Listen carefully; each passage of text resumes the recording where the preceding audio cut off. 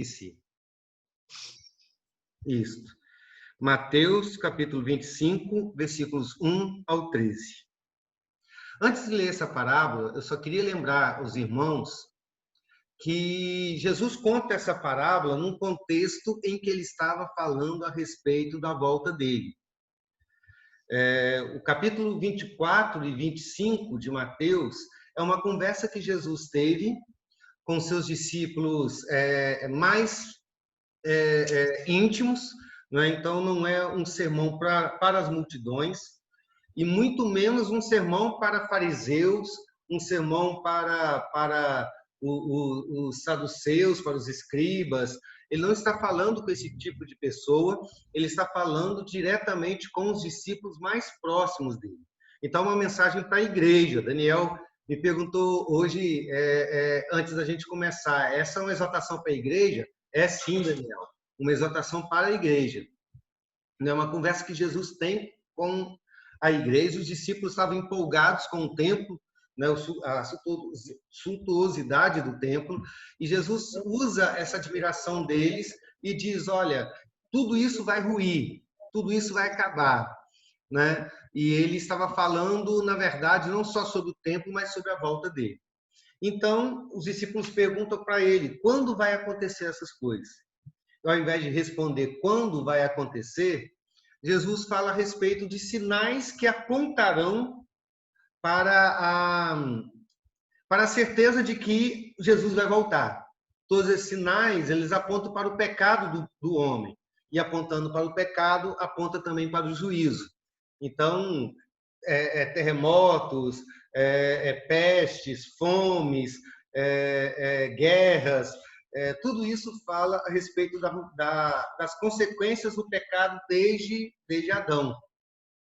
Então, quando a gente vê um sinal acontecendo, não é para marcar a volta do Senhor Jesus, marcar a data da volta dele, mas é para anunciar a certeza de que ele vai voltar, né? E Jesus, então, depois de contar esses sinais, de falar esses sinais, ele diz: olha, vocês não sabem a hora nem o dia. Vocês não sabem, e ninguém sabe. Somente o Pai sabe.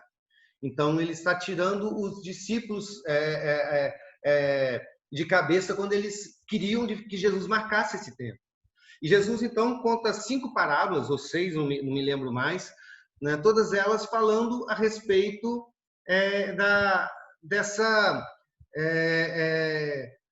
da necessidade de estar aguardando a volta do Senhor Jesus, né? Ele fala da parábola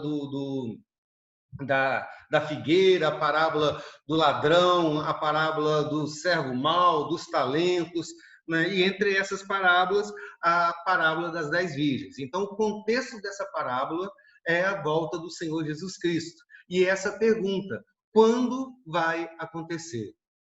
E Jesus disse: você não vai saber disso. Ninguém vai saber. Só o Pai sabe. Então, lembrando desse contexto bíblico, onde está situada essa parábola, então vamos ler a parábola. Então, o reino dos céus será semelhante a 10 virgens que, pegando as suas lamparinas, saíram a encontrar-se com o noivo. Parêntese aqui, para a gente recordar o que viu semana passada. Nós falamos que essa parábola trata-se de uma festa de casamento. Não uma festa de casamento nos nossos moldes, mas uma festa de casamento nos moldes dos tempos de Jesus. Né? Uma festa que acontecia, o casamento acontecia em 3 etapas. Né? A primeira é quando era feito o contrato de casamento entre os pais do noivo e da noiva. E isso muitas vezes acontecia até mesmo na infância. O segundo momento, que era o noivado, quando o noivo pagava o dote para a noiva e eles faziam as juras, os compromissos publicamente de casamento. Então, eles estavam oficialmente casados, mas ainda não moravam juntos, porque ainda existia a terceira parte, que poderia acontecer até depois de 1 ano do noivado, que era quando havia a festa do casamento. Né? Aí, naquele momento, depois da festa, o marido levava a sua esposa para a sua casa. Né? Essa parábola conta essa terceira fase, né? E essa terceira fase acontecia da seguinte maneira: o noivo saía de casa com seus amigos, enfeitado para o casamento, até a casa da noiva. E quando ele estava chegando na casa da noiva, ele se deparava com, a gente pode chamar de madrinhas de casamento, né? Eram amigas dos noivos, virgem, meninas novas, e elas ficavam, porque a festa começava à noite, elas ficavam com tochas na mão, né? Um bambu, né? Com uma vasilha em cima, com azeite, um pavio, né? E o objetivo daquelas mulheres ali era demonstrar, em primeiro lugar, a alegria da sociedade por receber o noivo, a alegria da noiva por receber o noivo, né? E além dessa luz e dessa expectativa delas de estarem ali, representarem essa alegria e essa expectativa da chegada do noivo, também iluminava o caminho do noivo para a casa da noiva e também anunciava para toda a cidade depois que o noivo saía com a sua noiva e com as 10 virgens e com toda a família da noiva saía em procissão até a casa do noivo, onde aconteceria a festa. Então essa era a função daquelas mulheres, que eu vou chamar de madrinhas, e elas tinham uma função muito importante ali. Elas representavam todo o amor, todo o carinho, toda a expectativa da noiva e da sociedade pela chegada do noivo. Então, continuamos o texto, agora você entende por que existem essas 10 virgens aqui. 5 delas eram imprudentes e 5 prudentes. As imprudentes, ao pegar as suas lamparinas, não levaram óleo consigo, mas as prudentes, além das lamparinas, levaram óleo nas vasilhas. E como o noivo estava demorando, ficaram sonolentas e adormeceram.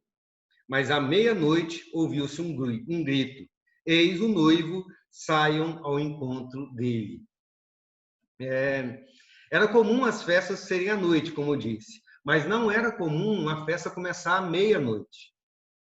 Porque naquela cultura, hoje é comum as pessoas ficarem acordadas até meia-noite e até mais do que isso, né? Mas naquela época as pessoas dormiam cedo, então meia-noite era muito tarde, né? O noivo ninguém sabia exatamente que horas o noivo chegava, porque não existia relógio para marcar hora, minuto, segundo, né? As pessoas sabiam que o sol ia se pôr e daqui a pouco o noivo chegava, mas ele foi atrasando.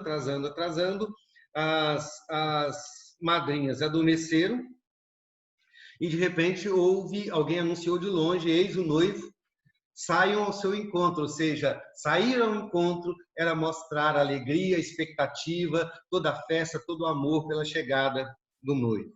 Então todas aquelas virgens se levantaram e prepararam as suas lâmpadas. E as imprudentes disseram às prudentes: dei-nos a nós um pouco do óleo que vocês trouxeram, porque as nossas lâmpadas estão se apagando. Mas as prudentes responderam: não, porque então vai faltar tanto para nós como para vocês. Mas vá aos que vendem e comprem óleo para vocês. E saindo elas para comprar, chegou o noivo. E as que estavam preparadas entraram para a festa do casamento e fechou-se a porta. Mais tarde, chegaram as virgens imprudentes, dizendo: Senhor, Senhor, abra a porta para nós. Mas o noivo respondeu: em verdade lhes digo que não as conheço. Portanto, vigiem, porque vocês não sabem o dia nem a hora. A sentença do noivo foi muito drástica. Eu nem conheço vocês. Se a gente não entender o contexto da parábola, a gente não entende a palavra do noivo, não é? Porque aquela era uma função muito importante. E não estar preparada para a chegada do noivo seria desprezar o noivo, seria menosprezá-lo, dizer que ele não tem importância, que a chegada dele não causava tanta expectativa assim. Então, isso é apenas um apanhado daquilo que a gente viu na semana passada. Nós vamos orar e aí continuar daqui. Mais uma informação que a gente precisa tratar para aprofundar mais no nosso conhecimento do que está acontecendo. E, se der tempo, a gente já começa a entrar na parábola propriamente dito hoje. Vamos orar, fechar os nossos olhos? Ó Deus, nós te louvamos porque o Senhor nos ensina das mais diversas maneiras. A tua palavra nos ensina por poesia, por narrativas, por sabedorias e por parábolas. Verdades tão profundas, ditas de maneira tão simples. Nós não queremos, ó Pai, passear na superficialidade dessa parábola, mas queremos conhecer profundamente todo o significado teológico, espiritual e prático dessa parábola para a nossa vida. Não queremos apenas entender o que ela significa, queremos compreender o que o Senhor ensina para nós. E como essa parábola tem que abalar as nossas vidas e transformar as nossas estruturas hoje. Por isso pedimos que o teu Santo Espírito nos ensine, em nome do Senhor Jesus Cristo. Amém. Amém. Já que o pano de fundo dessa parábola é a volta do Senhor Jesus, nós já falamos sobre isso, né? Eu quero, antes da gente entrar na parábola, pensar um pouquinho a respeito da volta de Jesus. Nós falamos na aula passada que Jesus não marcou a volta dele, né? Mas eu queria pensar um pouquinho, antes da gente entrar na parábola, a respeito do que significa a volta do Senhor Jesus Cristo. Eu acredito que muitos não têm a compreensão do real significado da volta do Senhor Jesus, ou pelo menos não plenamente, né? E se não tiver, eu quero que os irmãos falem, e aí a gente vai aprofundando, porque no significado dessa volta do Senhor Jesus, para a gente entender com mais profundidade o significado da parábola. Então, é mais uma informação para a gente servir como base para depois entrar dentro da parábola. Então, uma pergunta: o que vocês sabem a respeito da volta de Jesus? Como vai acontecer? Para que vai acontecer? Qual o significado teológico? O que isso tem a ver com a sua vida? O que você sabe a respeito da volta de Jesus? Uma coisa é certa, ele vem. Primeira coisa é que está garantido, né, Rafael? E é muito importante, porque quando você acaba duvidando de que ele vem, né, você começa a não ter sentido na sua fé. Então, parece ser uma bobeira, mas não é. É muito profundo isso. Jesus vem, é certo, ele vem. O que mais? E não tem dia nem hora. Não tem dia nem hora. Não tem dia e nem hora. Vai ser inesperado, não é? Repentinamente. Todo olho verá. Todo olho verá. Tanto os olhos dos cristãos como dos não cristãos, dos salvos e dos condenados. Alguém mais?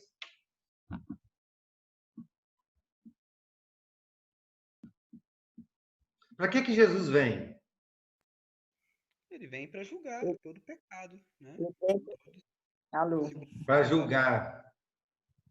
Ele vem buscar a sua igreja. Ele vem buscar a sua igreja. Buscar a igreja, vem julgar. Alguém mais? Ele vai separar o joio do trigo, aí que... Completar o plano de salvação. Completar o plano de salvação, separar o joio do trigo. Como nós todos aqui somos trigão mesmo, né?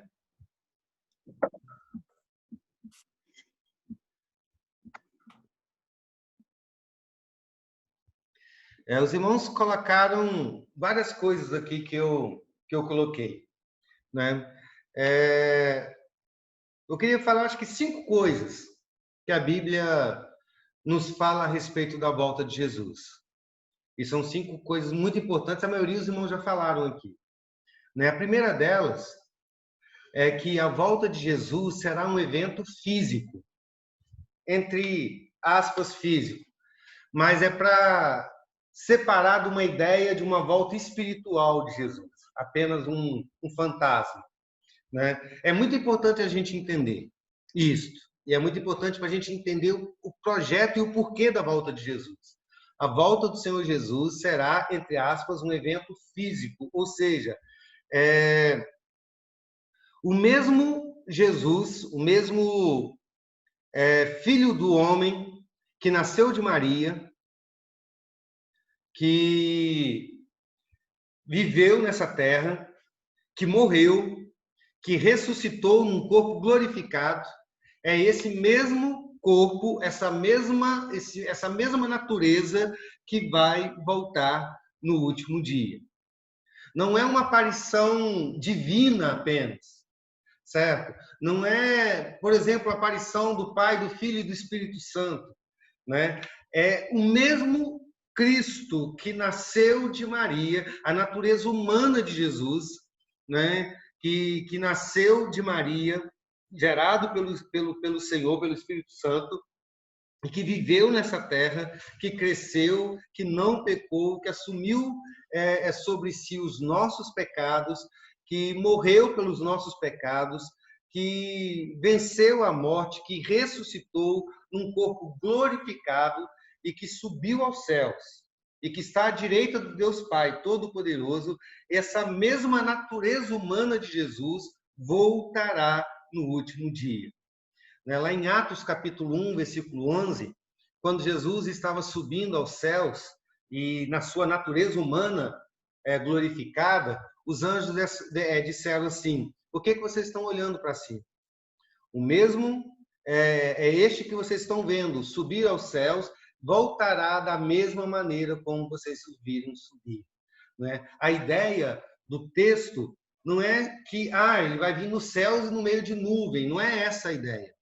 A ideia é que assim como ele subiu, ele vai voltar. Existe uma continuidade, certo? Do nascimento de Jesus até a sua volta. Mais do que isso, existe uma continuidade da promessa que Deus fez à humanidade através de Eva, de que de Eva nasceria o descendente que pisaria a serpente. Existe uma continuidade daquela promessa até a volta do Senhor Jesus Cristo. Certo? Então, compreenda isso, né? A gente não pode perder essa informação. É muito importante para a gente entender a volta de Jesus, né? Entender o significado teológico. Eu volto nisso daqui a pouco, né? Segundo, e eu acho que foi a Lúcia que disse isso, a volta do Senhor Jesus também vai ser um evento visível. A Bíblia fala que todo olho verá, justos e injustos. Mateus capítulo 24, versículo 30, diz assim: então aparecerá no céu o sinal do Filho do Homem. Todos os povos da terra se lamentarão e verão o Filho do Homem, vindo sobre as nuvens com poder e grande glória. Ou seja, vou repetir, todos os povos da terra verão o Filho do Homem vindo sobre as nuvens do céu com poder e grande glória. E em Apocalipse 1:7, vou passar para você, Sônia. Glória. Em Apocalipse 1:7, Jesus, na revelação de Jesus, a palavra diz assim: eis que ele vem com as nuvens, e todo olho verá, até mesmo aqueles que o traspassaram. Então é muito claro esse texto, que todo olho verá a volta do Senhor Jesus Cristo, e não apenas a igreja verá, mas salvos e não salvos, cristãos e não cristãos, filhos de Deus e inimigos de Cristo. Todos os olhos verão a volta do Senhor Jesus. Apocalipse quanto, pastor? Perdi. Apocalipse quanto? Apocalipse 1:7. Ok, obrigado. De nada. Pastor? Sim, Vânia. Então, Jesus voltando, eu não vou entrar nessa parte muito profunda, não. Só vou perguntar isso aí. Sim, A sequência é, então, os mortos ressuscitarão primeiro, porque se isso, todo olho verão, isso. E depois os vivos os serão mortos transformados. ressuscitarão primeiro. É. Isso, E é obrigada. importante essa informação de que todo olho verá, porque existe uma doutrina a respeito, uma heresia, para falar a verdade, a respeito da volta do Senhor Jesus, que prega que Jesus vai voltar primeiro para os cristãos, né? E aí os cristãos, de repente, vão sumir da terra, vão ser arrebatados, né? E as pessoas que vão ficar aqui no mundo vão ficar perguntando, cadê? Tem até uma música que fala isso, né? Cadê aquele povo barulhento, né? Aquela coisa toda, né? Aquele filme Deixados para Trás. Tudo isso Caretas malucos. Onde estão os caretas malucos tem da isso nova também. história? Tem a música. É. Então a Lúcia sabe mais da letra do que eu ainda, Lúcia. Eu só sei desse pedacinho. Menino, quando eu entrei na igreja, fizeram um teatro com essa música, uma dança lá. Na época foi muito legal. Eu lembro, isso ficou gravado na minha cabeça. Mas não era na presbiteriana, Uhum. não, né? Sim. Nossa. Sim. Sempre fui. Não, tô falando que você ouviu, porque a letra dessa música, se a gente está falando da mesma música, ela é uma heresia, no sentido de que não vai acontecer esse negócio das pessoas ficarem, cadê o povo de Deus? O que aconteceu com eles? Né? Isso é uma heresia dispensacionalista, né? Porque a Bíblia fala que Jesus virá e todo olho verá. Então, todo mundo vai ver. E por que todo mundo vai ver? Porque isso, querido, será testemunho para todas as pessoas. Certo? Nesse momento da volta do Senhor Jesus, os incrédulos perceberão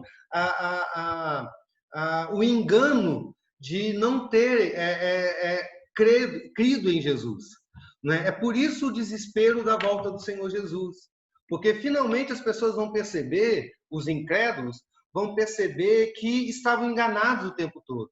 Né? Fizeram uma aposta errada nas suas próprias vidas e agora o que eles vão fazer? O Senhor Jesus vem, e o terceiro ponto que eu ia colocar é que ele vem de maneira gloriosa, né? Todo olho verá, né? E Mateus 24, versículo 30, diz que ele vem com poder e grande glória, ou seja, então é visível, todo olho verá e é glorioso.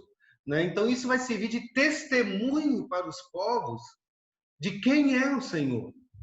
Certo? A Bíblia fala, em Mateus 24, 29, diz assim, logo em seguida a tribulação daqueles dias, o sol escurecerá, a lua não dará sua claridade, as estrelas cairão no firmamento e os poderes do céu serão abalados.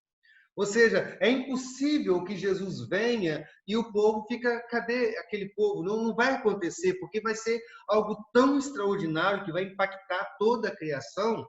Logicamente, quando fala de sol escurecer, estrela caindo, é figura de linguagem, porque estrela não tem como cair na Terra, mas porque elas são não sei quantas vezes maior do que o nosso planeta, mas é apenas uma figura de linguagem para mostrar que toda a criação será abalada com a entrada do Filho de Deus, o Filho do Homem, na sua glória, entrando na Terra. Então, todo olho verá e todo mundo ficará impactado com a volta do Senhor Jesus. Esta a representação, é representado no grito daquelas pessoas que disseram eis o noivo, saiam ao seu encontro.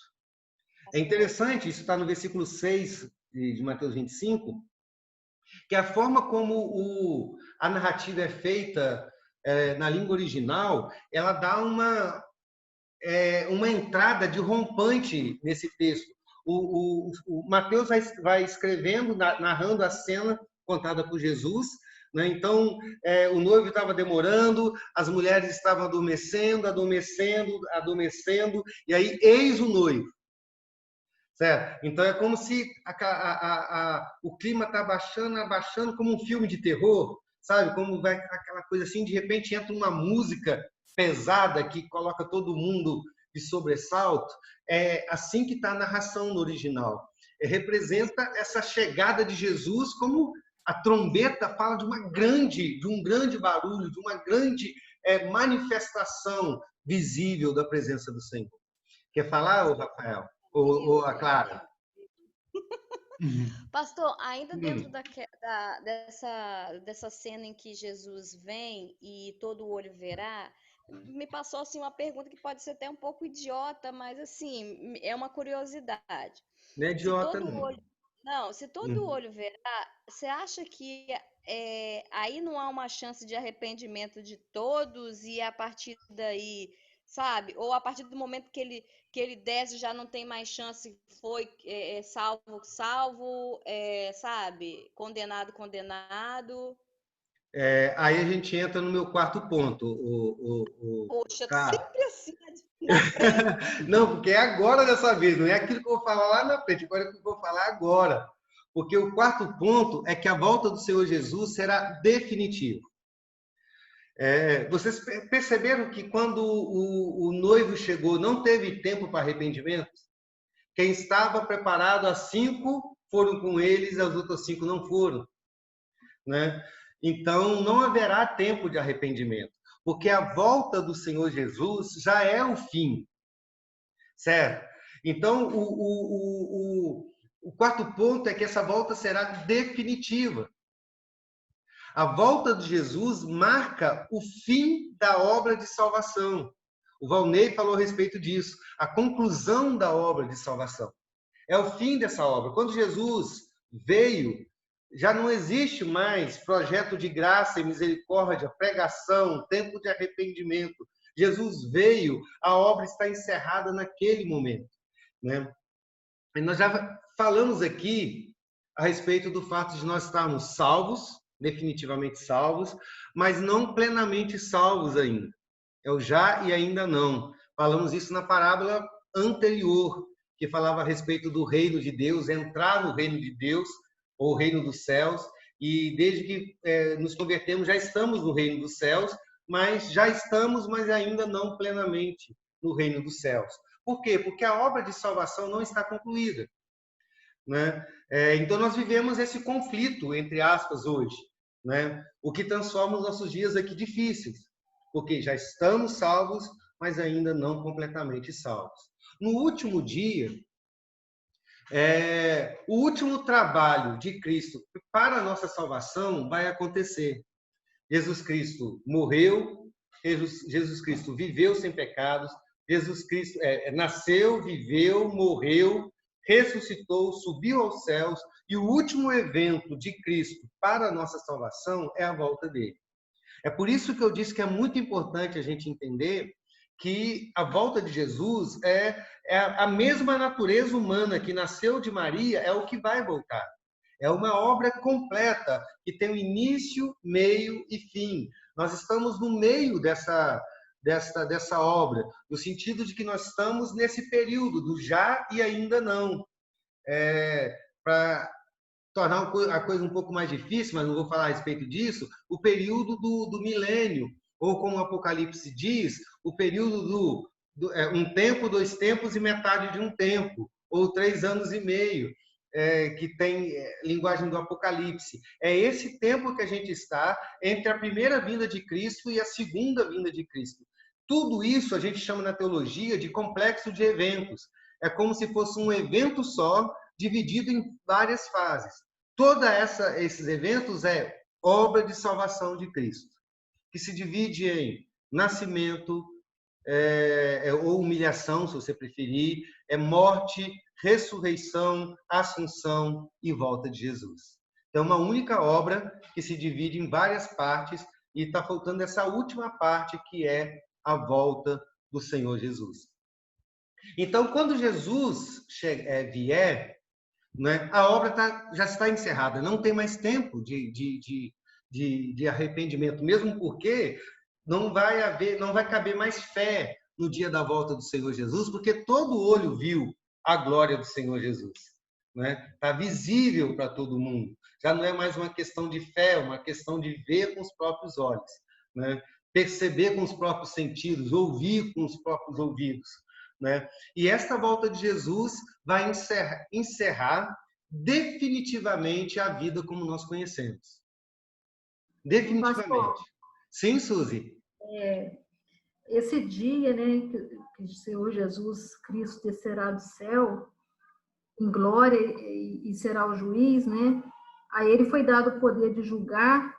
Eu creio que seja isso, né? Porque Isso. ele se tornou um de nós, porque ele morreu na cruz por nós, porque ele recebeu todo o poder, né, nos céus, na terra, porque ele é o Filho de Deus e é também filho do homem.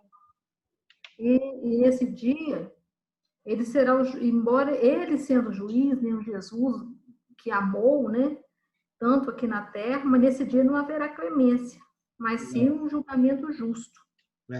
E eu creio também que esse dia é necessário porque hoje existe uma tensão entre o já e o ainda não. Isso. Quem crê em Jesus Cristo tem a vida eterna aqui e agora, né?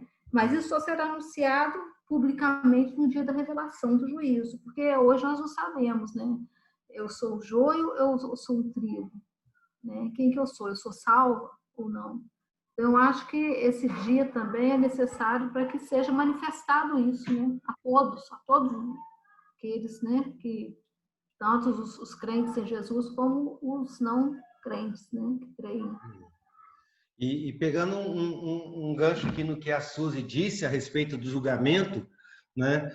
E ela disse que naquele dia será um julgamento sem misericórdia, e é exatamente isso, um julgamento sem misericórdia, assim como foi o julgamento de Cristo na cruz. Porque todo julgamento é sem misericórdia. O que vai acontecer no último dia e o que já aconteceu em Cristo. Nós só não estaremos debaixo desse julgamento de ira porque nós já fomos julgados em Cristo. Por isso nós estaremos lá debaixo da graça. Porque já fomos julgados, já fomos condenados e já fomos punidos em Cristo Jesus, né? Então, essa mesma dureza do julgamento final já aconteceu para nós em Cristo Jesus. Por isso somos salvos, porque fomos justificados em Cristo. E boa palavra, o Suzy. Então, esse dia em que isso tudo termina, encerrará definitivamente a vida aqui na Terra como nós a conhecemos. Definitivamente. Né? Tudo que existe hoje, tudo que você entende por vida, tudo que você entende por existência, como existe hoje, não mais existirá. Toda a vida não mais existirá como nós conhecemos hoje. Nunca mais vai existir como nós conhecemos hoje. A história da humanidade, como nós a conhecemos hoje, não existirá mais. Certo? E isso será definitivo. Não existirá mais. E nesse momento, o Senhor inaugurará definitivamente a eternidade para os homens. E preste atenção, o Senhor inaugurará definitivamente a eternidade para os homens salvos e a eternidade para os homens condenados. O drama de tudo isso é que o fato de ser definitivo significa que tudo isso será irrevogável. Irrevogável. É por isso que a palavra do noivo ganha muito peso, e depois a gente vai voltar nessa questão quando a gente chegar lá na palavra do noivo para as virgens nécias. Será irrevogável, não haverá retorno, não haverá segunda oportunidade.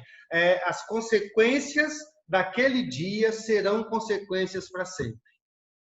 Ou seja, os salvos naquele dia serão salvos por toda a eternidade. Os condenados naquele dia serão condenados para toda a eternidade. Não haverá uma segunda chance, não haverá, vamos fazer um backup disso aqui e vão dar a segunda oportunidade para aqueles que não foram salvos, vamos ver se da segunda vez eles conseguem, né? Isso não vai acontecer, definitivo. E uma coisa definitiva é duro demais, não é verdade? uma coisa definitiva, é muito pesado. Uma das coisas que nos dá alento, por exemplo, nessa vida, é que a maioria dos nossos erros tem conserto. Quando não dá para a gente consertar, de fato, desfazer o que a gente fez, o mal feito que a gente fez pode ser resolvido com perdão. Agora, quando você perde para sempre, quando você estraga para sempre, sabe, quando uma pessoa tira a vida de alguém e nunca mais vai conseguir restituir essa vida, foi para sempre. Alguém que deixou de cuidar da saúde e agora ficou com uma enfermidade incurável. A dor do para sempre, do não tem mais retorno, é gigantesco. Agora imagina a dor do não tem mais retorno para aquele que viu Jesus Cristo voltando em glória.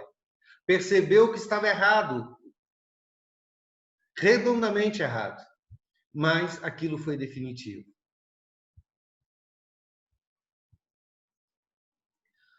Por outro lado, também a segurança daqueles que foram salvos em Cristo e quando Jesus Cristo voltar, vão vê-lo na glória e saber que aquele momento de glória será definitivo. Nunca mais você se afastará dele.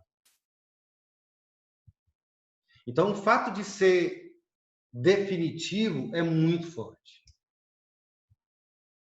Certo? Jesus chegou, porque a gente está falando de uma sequência de eventos e na nossa maneira de marcar o tempo. Mas quando a gente fala de retorno de Jesus, né, a gente fala de um tempo fora do tempo. Então, é isso, ó, Jesus vem. E aí chega no próximo ponto, que é o quinto que eu quero falar, é que o retorno de Jesus será repentino e inesperado. Alguém disse isso aí também. Não sei se foi a Lúcia, mas alguém falou que vai ser repentino e inesperado. Alguns textos. Mateus 24, versículo 27. Diz assim: porque assim como o relâmpago sai do Oriente e brilha no Ocidente, assim será a vinda do Filho do Homem.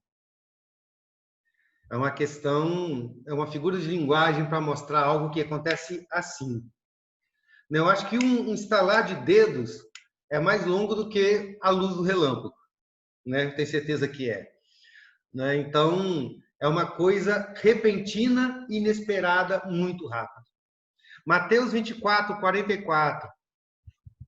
Por isto, estejam também vocês preparados, porque o Filho do Homem virá a hora em que vocês menos esperam.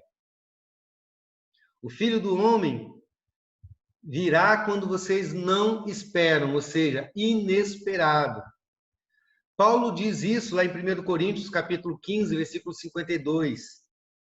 Num momento, num abrir e fechar de olhos, ao ressoar da última trombeta, a trombeta soará, os mortos ressuscitarão incorruptíveis e nós, os vivos, seremos transformados. E então é muito rápido. E Jesus faz questão de frisar que as pessoas serão pegas de surpresa. As pessoas serão pegas de surpresa. Mateus 24, versículos 39 a 37, diz assim: pois assim como foi nos dias de Noé, assim será também na vinda do Filho do Homem. Pois assim como nos dias anteriores ao dilúvio, comiam, bebiam, casavam e davam-se em casamento, até o dia em que Noé entrou na arca e não o perceberam. Até que veio o dilúvio e os levou a todos. Assim será também a vinda do Filho do Homem.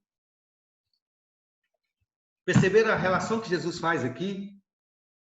Quando Noé estava construindo a arca no meio do deserto, e as pessoas certamente perguntando para ele, para que isso aí? Né? E Noé certamente anunciando o dilúvio. E o texto diz que as pessoas comiam, bebiam, davam-se em casamento. Né? O que ele quer dizer? As pessoas seguiam a sua rotina normalmente. Ninguém estava preocupado com o dilúvio. Né? Noé poderia falar, eles viam lá o testemunho daquele navio gigante, mas estava todo mundo vivendo a sua própria vida. Aí, mas o texto diz, então, quando Noé entrou na arca, e as pessoas não perceberam isso até que veio o dilúvio. Na hora que a água bateu, na hora que a água começou a subir, que as pessoas perceberam a gravidade da situação. Mas aí, não teve mais tempo. Foram pegos de surpresa. Então, Jesus disse, assim vai ser a volta de Jesus. As pessoas vão estar vivendo a sua vida rotineira até que ele venha. Paulo disse isso também lá em 1 Tessalonicenses, capítulo 5, versículo 23. Melhor, 1 Tessalonicenses, capítulo 5, versículo 2 e versículo 3. Eu juntei os dois números, mas separado. 1 Tessalonicenses 5, 2, 3. Paulo diz assim, porque vocês sabem perfeitamente que o dia do Senhor vem como o ladrão à noite. Quando andarem dizendo paz e segurança, eis que lhes sobrevirá repentina destruição. Como vêm as dores de parto à mulher que está para dar à luz. Deste modo, de modo nenhum escaparão. Então, quando as pessoas estiverem dizendo paz e segurança, que é uma expressão idiomática no grego para dizer as pessoas estarão tranquilas, sabe, aquele tempo que não tem guerra, aquele tempo que não tem peste, aquele tempo que não tem nenhum sofrimento, as pessoas estão dizendo a vida está muito boa. O texto diz, nesse momento, Jesus vem como um ladrão, invade a sua casa sem te avisar antes. Né? Como as dores de parto vêm para a mulher, de uma hora para outra. Nesse momento, Jesus vem. Então, queridos, o que Jesus está dizendo é que, independente, e Paulo também diz nesse texto, independente de quando será a volta do Senhor Jesus, porque Jesus não marcou essa data, independente de quando será a volta do Senhor Jesus, as pessoas estarão vivendo as suas vidas normalmente. As pessoas estarão envolvidas em seus negócios exatamente como estão agora. As pessoas estarão cuidando das suas famílias exatamente como estão agora. As pessoas estarão em busca de prazeres exatamente como estão agora. As igrejas estarão cheias de divisões, de intrigas, de controvérsias teológicas, exatamente como estão agora. Os pregadores ainda estarão chamando os homens ao arrependimento. E o povo continuará adiando a sua decisão. Quem escreveu esse texto foi J.C. Ryle. Exatamente como agora. E Jesus vem. Eis o noivo. E agora já não há mais o que fazer. Ok? Já são 8h30, então nós vamos encerrar por aqui. Porque na próxima quarta-feira nós vamos falar a respeito da demora do noivo, que eu ia falar hoje, mas da demora do noivo, da expectativa daquelas mulheres, né? E também das 5 virgens nécias. Então, semana que vem, se Deus nos permitir vivos até lá, se nada acontecer, né, nós vamos entrar agora, propriamente dito, na parábola. Né? Hoje nós temos o último alicerce para a gente construir o nosso entendimento. Então, não esqueça o significado social dessas 10 virgens, a importância delas, o que elas representariam numa festa de casamento, que era a expectativa pela chegada do noivo. Né? Não esqueça que Jesus está falando exatamente sobre a volta dele. Ele não está marcando a volta dele, e isso a gente vai falar muito na semana que vem, quando falar sobre a demora do noivo. E, principalmente, o que significa a volta do Senhor Jesus. A volta de Jesus não é apenas um acontecimento histórico, é um acontecimento teológico. É isso que eu quero que os irmãos compreendam. Não é apenas um evento histórico, como a primeira vinda de Jesus não foi apenas um evento histórico. Muitas pessoas olham para a primeira vinda de Jesus e olham para aquilo ali como um evento histórico, acreditam na figura histórica de Jesus, mas não conseguem entender o que isso representou para a nossa salvação. Então, muitos cristãos até olham para a volta do Senhor Jesus como apenas um evento histórico. Ele vai voltar, eu acredito nisso. Mas é muito importante que a gente entenda o significado teológico da volta do Senhor Jesus. É o encerramento da obra de salvação, a conclusão da obra de salvação. No momento em que Jesus vem, as coisas que aconteceram não mais acontecerão, acabará essa vida que a gente tem. Exatamente nesse momento acaba, exatamente nesse momento começa a eternidade. Nesse momento, o Senhor julga o mundo. Nesse momento, joio e trigo são separados. Nesse momento, não haverá mais retorno. Será definitivo. Então, o que acontecer ali, as consequências do que acontecer ali, vai acontecer por toda a eternidade. Não volta mais atrás. Não dá para atravessar de novo essa fronteira. Passou para lá, não se volta mais para cá. E, principalmente, isso vai ser assim. As pessoas ficam tentando marcar a volta, e nós falamos isso na semana passada. Por que as pessoas têm tanta necessidade de marcar a volta do Senhor Jesus? Porque marcar a volta do Senhor Jesus dá um pouco de segurança para a gente. Porque se eu sei que ele vai voltar em 2022, então eu vou me preparando até 2022. Eu sei que não vai acontecer agora. Mas quando não existe data, então toda hora é agora. Todo momento pode ser o momento. O texto de Riley que eu li, ele quer dizer exatamente isso. No dia que Jesus voltar, a vida vai estar acontecendo exatamente como está acontecendo agora. Então pode ser agora. Pode ser daqui a muitos anos, décadas ou séculos, quem sabe.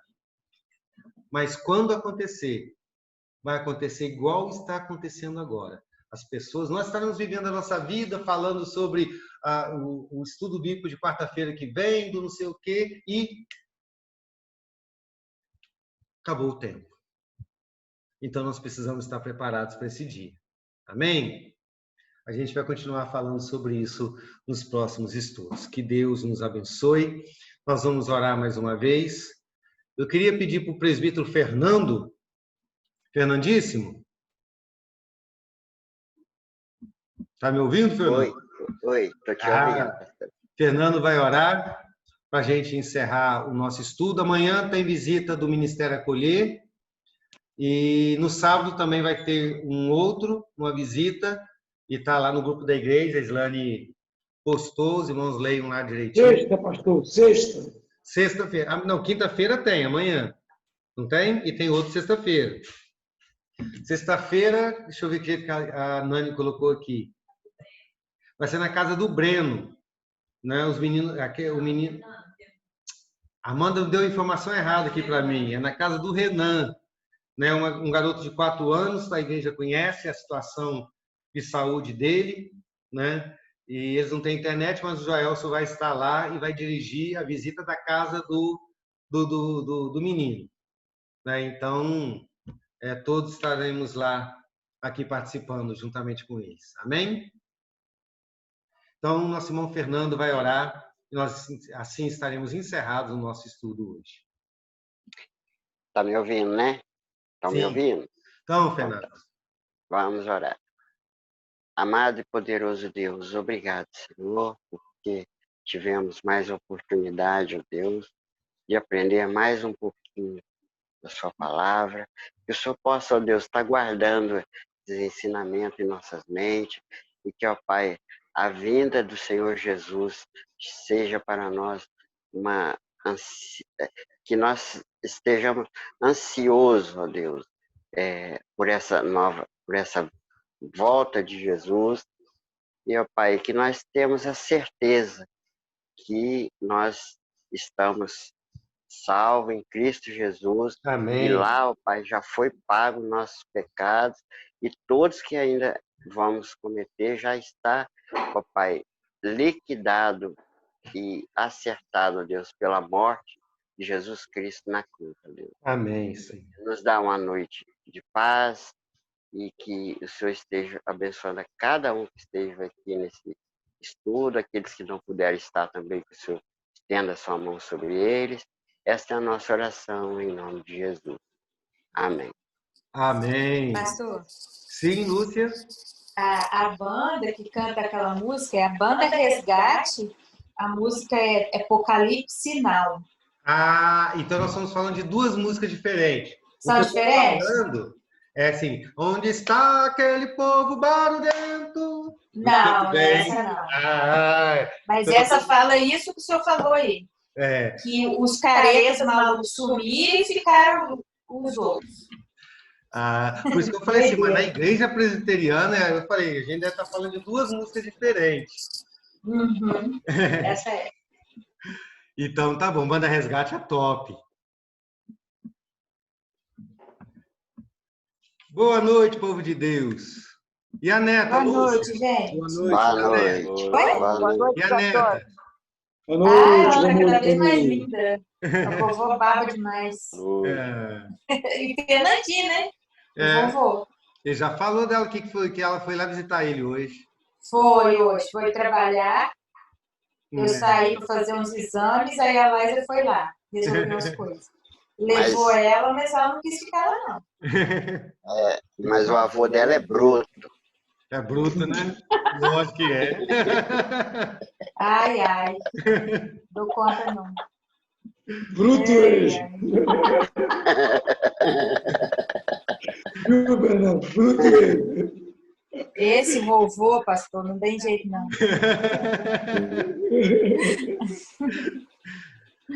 Ai, ai. Boa noite, gente. Obrigada. Boa noite, Dona Paz e Neuza. saúde, irmãos. Fiquem com Deus. Amém. Boa noite, Sônia. Valnei Sueli. Oi. Boa noite. Boa noite a todos. Boa noite. Boa noite, Jane, Fernando, Obrigada, Muito bom. Pastor. Dona Marlene, Adeilton. Boa noite. Boa noite. Boa noite, pastor! Boa noite, João. Boa noite, João. João faz sucesso, né? Deixa eu ter o livro para você. Deixa eu ter o livro. Dá teu livro para você.